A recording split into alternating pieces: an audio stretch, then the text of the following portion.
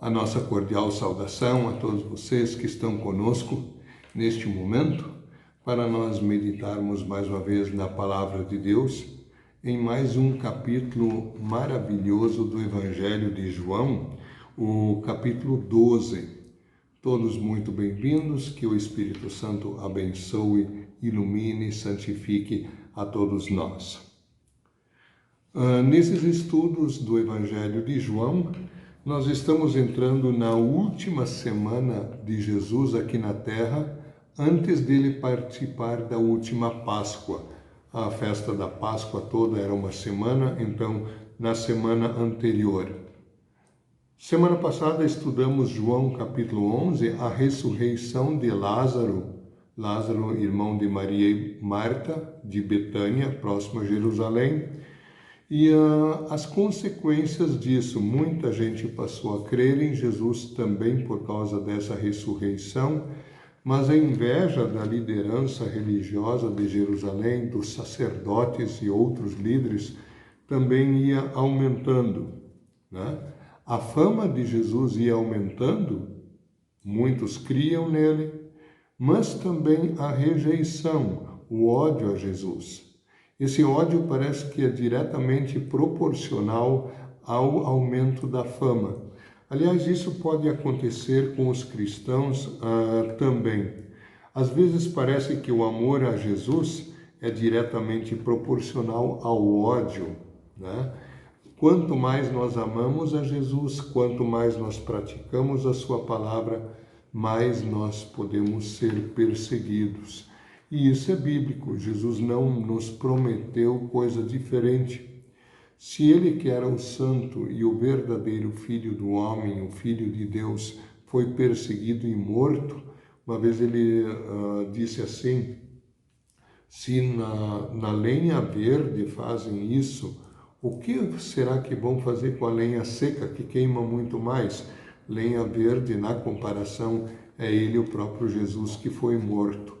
Então, como o apóstolo Pedro também escreve em uma de suas cartas, é natural que os cristãos sejam perseguidos também.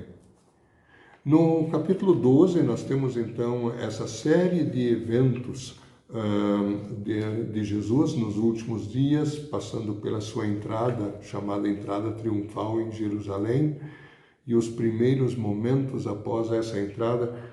Não temos assim um tema específico.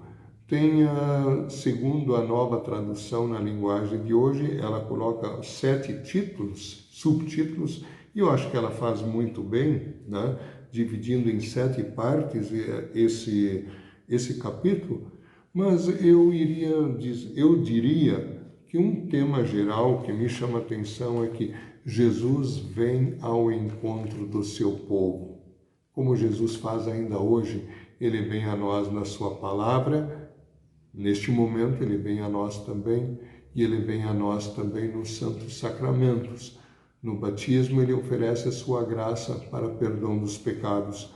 Na Santa Ceia, no pão e no vinho, ele oferece seu corpo e sangue para fortalecimento da fé, perdão dos pecados, muito amor ao próximo, certeza da ressurreição, certeza da vida eterna, certeza de reencontrar aqueles que já nos precederam na morte em Cristo Jesus. Enfim, todas as bênçãos espirituais Jesus nos oferece através da palavra e dos sacramentos. Os 7 subtítulos, assim que a nova tradução na linguagem de hoje nos apresenta, são os seguintes. Nos versículos 1 a 7 de João 12, nós temos Jesus novamente em Betânia, onde o que aconteceu ali numa casa? Ali onde ele tinha dias atrás ressuscitado a Lázaro. Nos versículos 9 a 11, uma consequência imediata desses últimos assuntos, um plano para matar Lázaro. Vejam que absurdo. Nos versículos 12 a 19, aí nós temos a entrada de Jerusalém, em outros lugares chamada de entrada triunfal de Jesus em Jerusalém. A última entrada, aliás, de Jesus em Jerusalém. Nos versículos 20 a 26, alguns gregos não judeus que vieram para a festa da Páscoa também em Jerusalém, tementes a Deus. Eles falam com 2 discípulos, com Filipe e André, para serem os intermediários entre eles e Jesus. Eles querem ver Jesus. Nos versículos 27 a 36, a primeira parte, Jesus se apresenta como a luz do mundo e anuncia que a sua morte está muito próxima. A sua volta ao Pai está muito próxima. Na sequência do versículo 36 até o 43, diz que o povo não crê, mas também alguns creem. Alguns creem superficialmente, alguns creem com intelecto, reconhecem em Jesus um grande homem, quem sabe até um representante de Deus, um profeta, um Messias, mas essa fé não é muito profunda. Quando ela é provada, eles abandonam Jesus, né? Mas alguns efetivamente vêm a crer em Jesus como Salvador. E nos versículos 44 até 50, a parte final, nós temos a palavra de Jesus dizendo que ele não veio para julgar o mundo a primeira vez, ele veio para salvar o mundo, tá? Dando a sua vida por nós. Mas no dia do juízo, na sua segunda vinda, a própria palavra julgará as pessoas. Quer dizer, nós que ouvimos a palavra, nós que ouvimos a mensagem, nós seremos indesculpáveis se formos encontrados incrédulos por Jesus na sua vinda. Tá?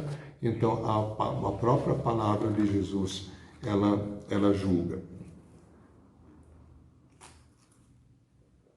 Dito isso assim, numa introdução e num apanhado geral, eu quero fazer mais algumas considerações do próprio texto, entrando um pouquinho mais no texto.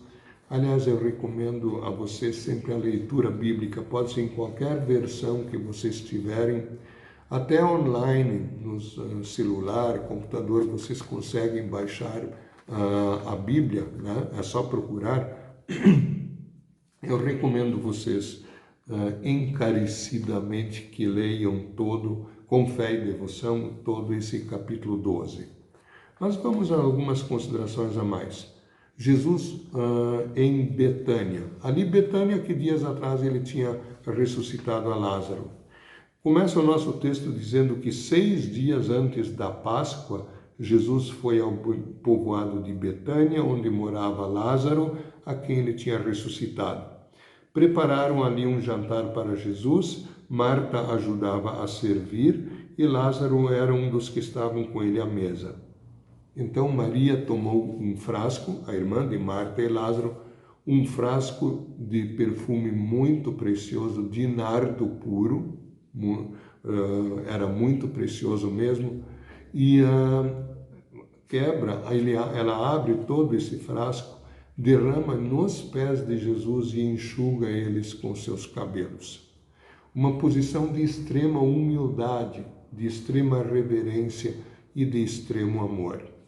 Tanto é que a Maria ela é recriminada por Judas, que era o tesoureiro dos apóstolos.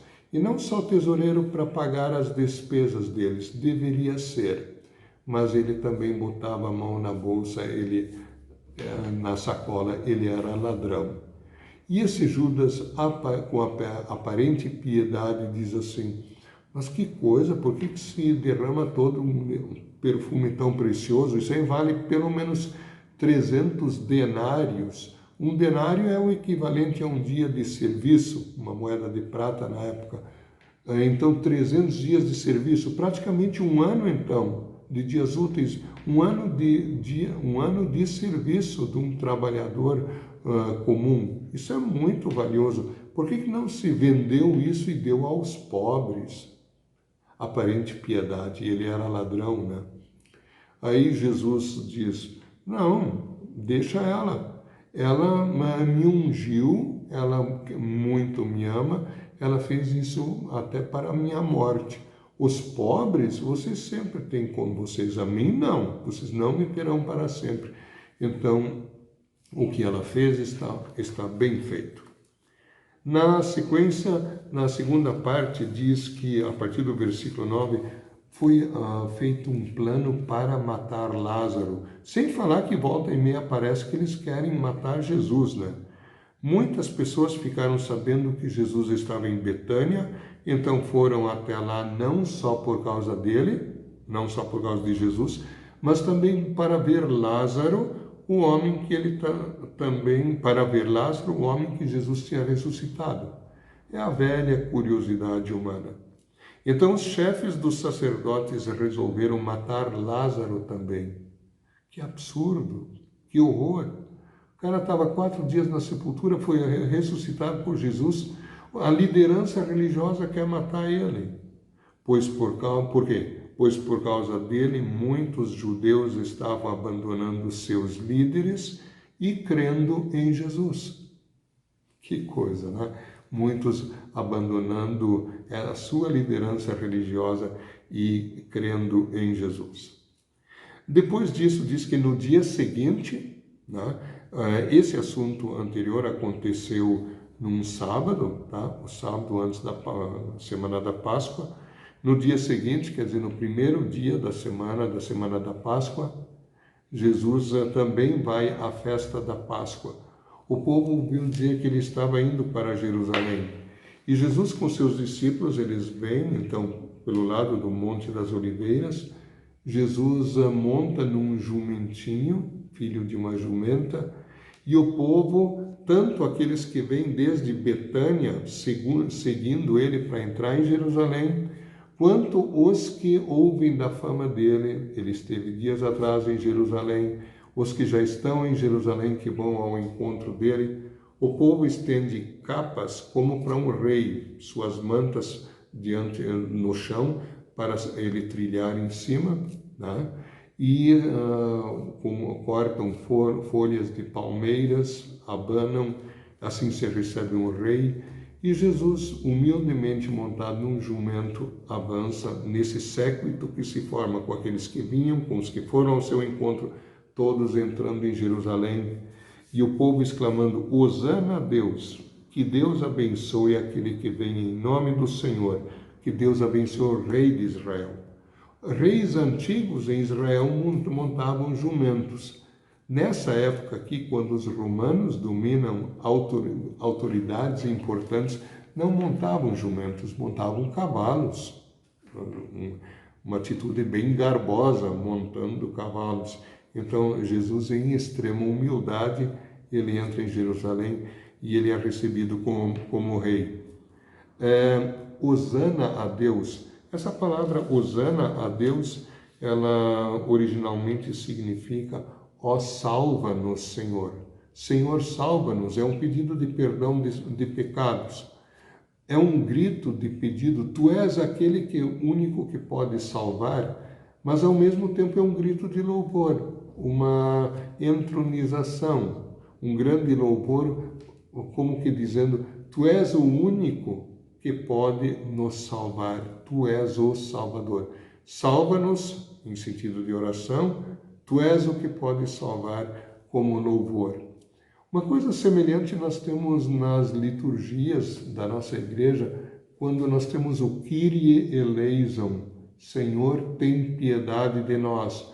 Nós dizemos: Senhor, tem piedade de nós, Senhor, Cristo tem piedade de nós, Senhor, tem piedade de nós, na nossa liturgia. É tanto um pedido de perdão, Senhor, tenha piedade de nós, mas também na liturgia, talvez o sentido principal: Senhor, tu és aquele que tem piedade de nós. Então é um louvor a Cristo, o piedoso da parte de Deus, o único que providencia perdão dos nossos pecados. Só nele temos perdão dos pecados. O povo aclamava Jesus, mas a liderança dos judeus ficaram muito bravos. Eles diziam: puxa vida, olha só, todo mundo está correndo atrás dele, desde que Lázaro foi ressuscitado, então esse povo não sabe de nada, e todo mundo está correndo atrás dele. E aí vem um sinal muito importante para Jesus de que a sua hora final, marcada por Deus, está chegando. Alguns não-judeus querem ver Jesus. A outra versão da Bíblia diz: alguns gregos querem ver Jesus.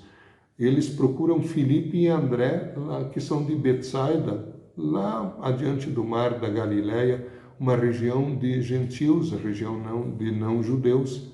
Esses apóstolos, o Filipe e o André, têm nomes gregos, não são nomes hebraicos, nomes dos judeus, nomes comuns dos judeus.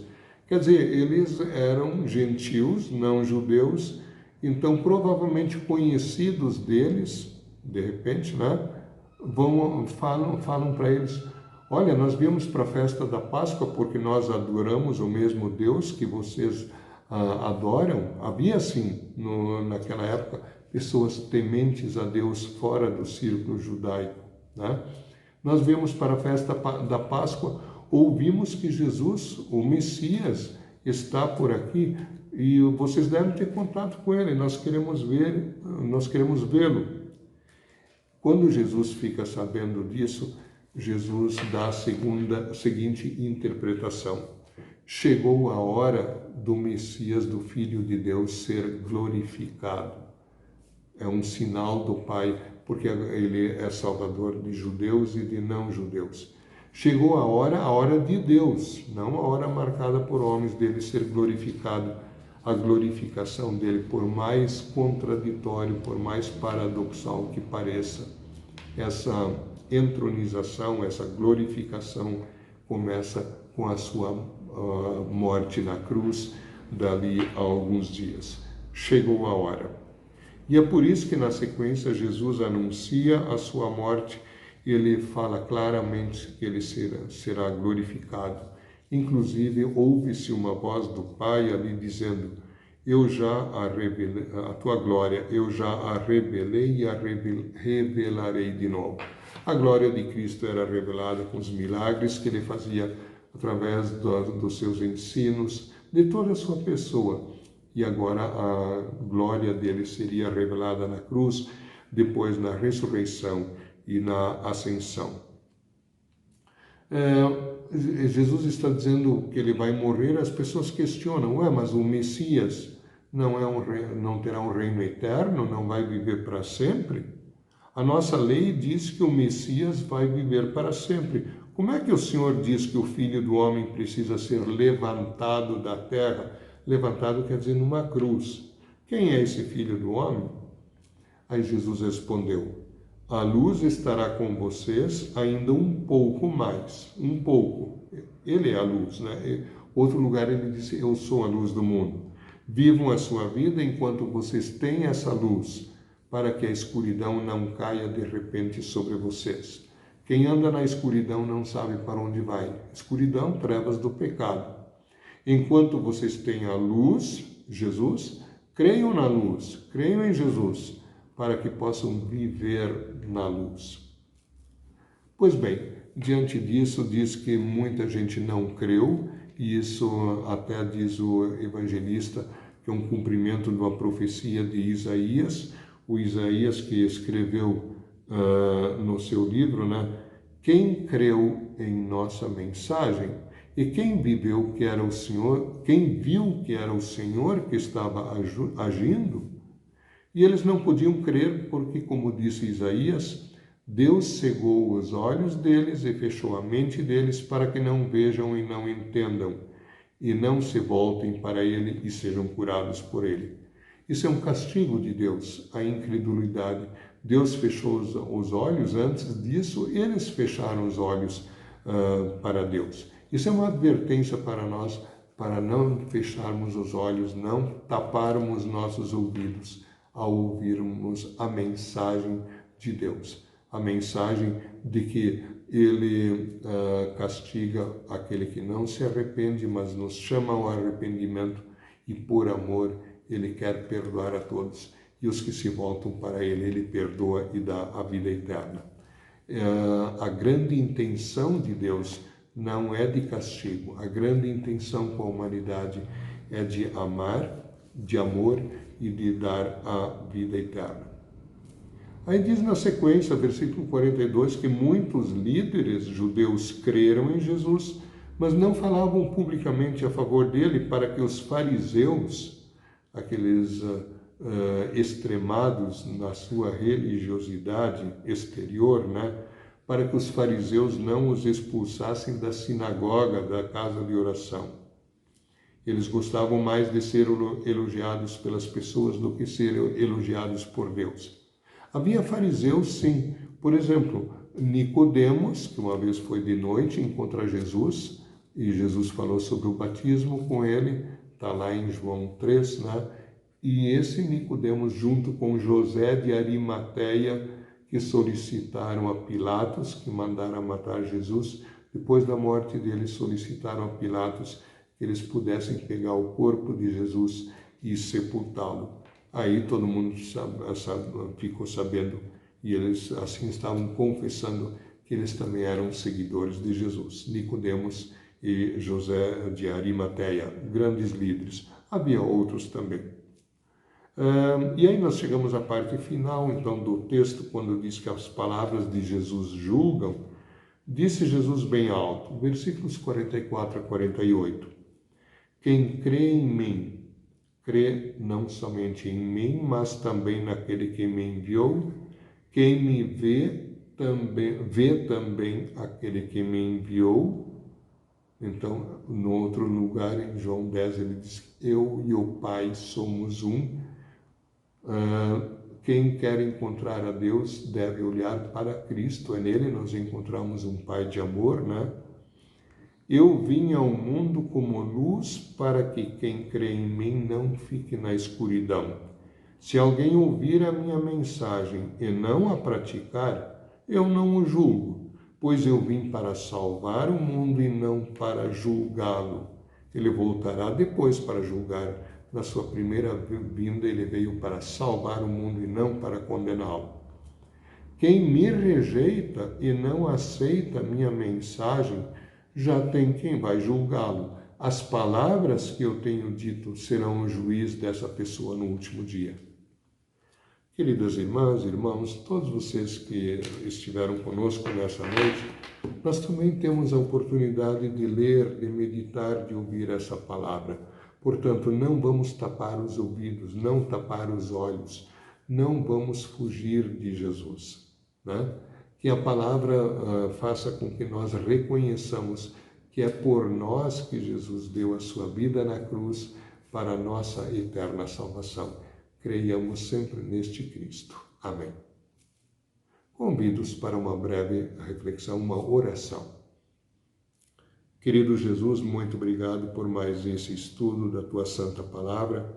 Muito obrigado porque Tu te revelaste ao mundo em todo o Teu amor e Tu não negaste a própria vida. Tu te entregaste à morte por nós. E agora, Senhor, concede que nós creiamos em Ti, perdoa todos os nossos pecados, que nós não nos envergonhemos de Ti, que nós também, mesmo sendo perseguidos, tomemos a nossa cruz e Te sigamos até a libertação final, até o encontro eterno contigo. Oramos em Teu nome, Jesus. Amém. Muito obrigado a todos que estiveram conosco em mais esse encontro, desde já convidando-os para o próximo encontro sobre João capítulo 13. Daqui para frente temos os últimos ensinos de Jesus em Jerusalém e todos os acontecimentos posteriores desta última semana da Páscoa de Jesus aqui na Terra. Tudo em nosso benefício, para nosso bem-estar eterno. Até a próxima oportunidade.